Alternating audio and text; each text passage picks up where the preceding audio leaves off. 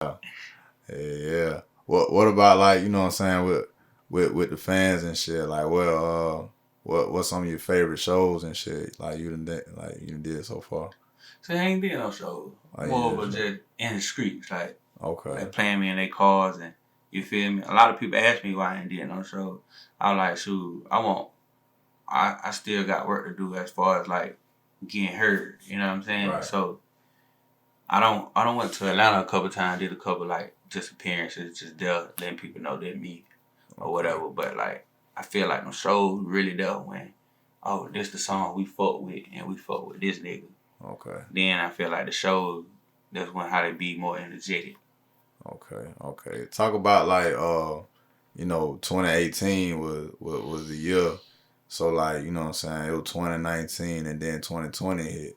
Like 2020 was one of them years where like, you know what I'm saying, you got the pandemic popping off and you know what I'm saying, it was a lot of spotlight on the police brutality going around in the country. So, you know what I'm saying? Talk about just like going through that year and you know what I'm saying, just still like pushing your shit through the pandemic. And then you you know what I'm saying, you mentioned your IG. Yeah. You know what I'm saying, at the same time. So just talk about like, you know. Oh yeah. Well, you might as well say pre-pandemic when they was talking about the coronavirus at the end of 20. Yeah.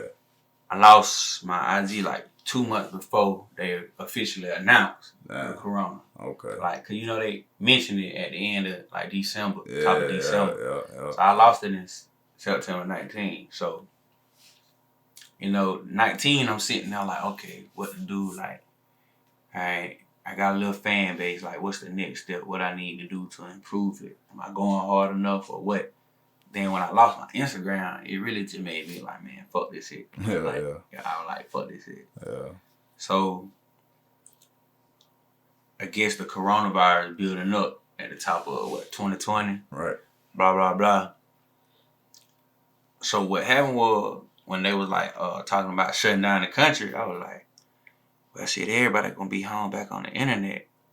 I need to crank the rap shit back up. Like now everybody in their phones, you know what I'm saying? That's when I end up making the song for the D. Yeah. Really, I finessed Spotify to 20 bands. Yeah. I owe them 20 bands. Yeah. Yeah, that's how the song did them numbers, man. Okay.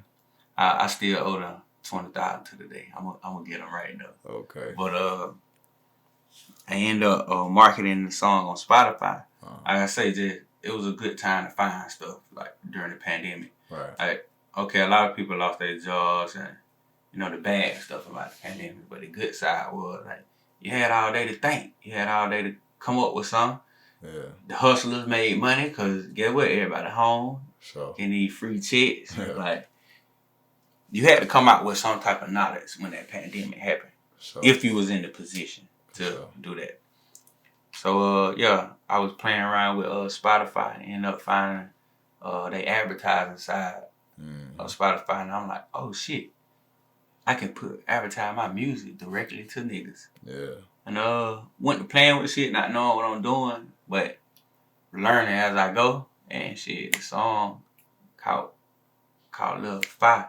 And I was like, oh shit, that shit worked. Yeah. So I'm like, damn, if I had so and so, or if I did it this way, I could have still been promoted to this day. Easily would have got.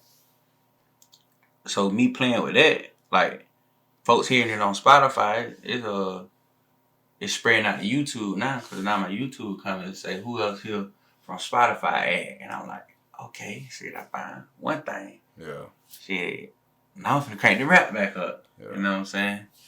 So, to be honest, the pandemic helped out. It put me back in position to do what I wanted to do. For sure. Like, I say 2020 was the year that I had to sit down and just think about the steps that I wanted to take. Then 2021 was actually me taking those steps, seeing what was what. And now I got everything down pat. Yeah. What about like, you seeing like everything like going on like with the, you know what I'm saying, it was a real like year where they kind of put it in your face with the police violence and you know what I'm saying, the whole George Floyd, one of the biggest protests in history and all that. So, you know what I'm saying, I think I've been, you know what I'm saying, kind of having like a running conversation about, you know what I'm saying, with young black men, you know what I'm saying, we the main victims, you know what I'm saying? So like, what's your thoughts of just like being like a young black man in America? You know what I'm saying? Oh yeah, it's dangerous, real dangerous, because it's just like look at me, got gold teeth. You know what I'm saying? So I'm already looked at like, oh man, he a thug, he a blah blah blah. I mean, even if I was a thug, they already racist. Right. Like, how you know I just don't like gold teeth? Yeah. Half of the people that commit these acts, like, they are like that for real. It just don't be no mistake. They already hate black men. You know what I'm saying? Because it's just the pandemic made everybody be on their phone 24/7 and the TV, and it actually coming to light. But that stuff been going on. Right. And some of the stuff that we do, okay, cool, but it comes from ain't nobody just want to grow up and be gangster, you know what I'm saying, or grow up and be a suspect or anything they trying to label somebody, you know what I'm saying. Half of the labels they put on a nigga ain't even right, you know what I'm saying.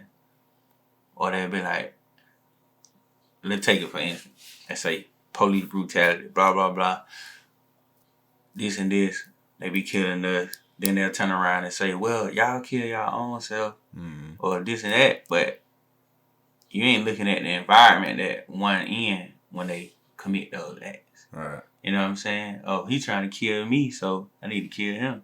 But you the police. Ain't nobody trying to kill you. Yeah. So what's up with all this excessive, force against me? And because you hate, either you got some problem at home or you don't like me. So it's one or the other. Look, if I wasn't tryna rap, probably had 100,000 in the sofa and a den off a trap. Spent the dub on the music, would've turned that to a 40, then the 80, add 20, then no cap. Listen, plug, drop the prices on the bowl for me. I don't trust a nigga going to get low for me. Bitch tryna fuck, come up out that clothes for me. I ain't selling you no blunt, go shot with old buddy. If some sisters wanna kick, I'm fucking both on. Niggas fiending for the gas, I'm like